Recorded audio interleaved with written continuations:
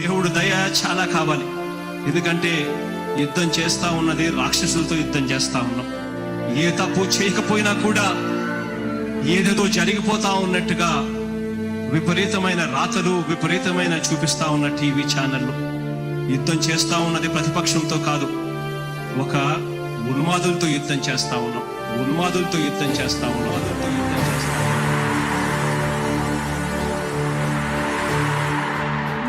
గుణకరుణ ధరణి సేవకుడ కలత చందకయ కారణ జన్ముడా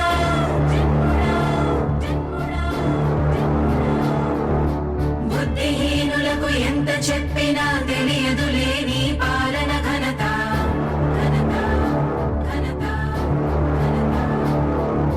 నువ్వేమ ధైర్యం, నువ్వేమ సైన్యం, నీ కండగున్నది జన ప్రభంజనం. ఆపకు యోధుడ నీ విజయపు పయనం.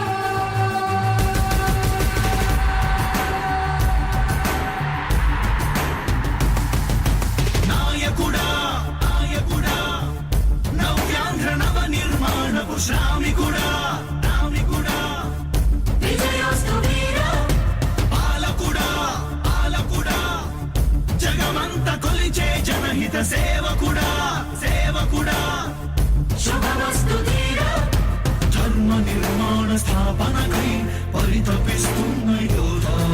స్వార్థ బుద్ధి రాక్షస మూకలకు తెలియదులే నీ ఘనత. యుగానికొక్కడి పుడుతుంటాడు నీలాంటి జనగల కారణ జన్ముడు. చరిత్రకారుల పక్కన చేరెను నీ కీర్తికి గచద పట్టదు ఎప్పుడు. స్వాగతం స్వాగతం సేద సేద్య సంరక్షకుడా. స్వాగతం స్వాగతం ధైర్య శౌర్య నవోదయుడా. స్వాగతం స్వాగతం శాంతి సంకేత సైనికుడా. స్వాగతం స్వాగతం పంచభూతాల రూపకుడా. నాయకుడా నాయకుడా నవ్యాంధ్ర నవ నిర్మాణపు శ్రామికుడా. శ్రామికుడా స్వాగతం వీరా సేవకుడా. సేవకుడా నిజ జీవితాల్లో పొడిచెవు శోధయుడా.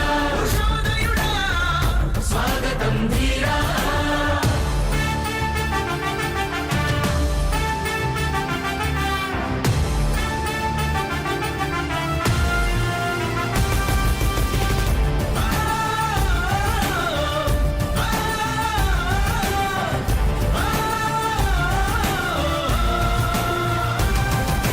నాయకుడా మీ అందరికీ కూడా ఒకటే చెప్తా ఉన్నా, భరోసా ఇస్తూ దేవుడి దయతో సేవకుడా.